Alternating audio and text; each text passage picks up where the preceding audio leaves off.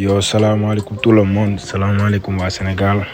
Comment vous allez? J'espère que vous allez bien. Waa c'est Mbaye Arngom seen xarit seen soppe. Waaw tey nag dañoo ñëwoon ci benn pour bi ñu defoon benn afro mbalax quoi. Waaw moo nekk noonu ma nekkoon di arranger nii. Voilà fii man maa ngi nekk di restructurer quoi sama partie refrain muy couplet quoi. ma ne di ko réorganiser quoi mu ngi noonu.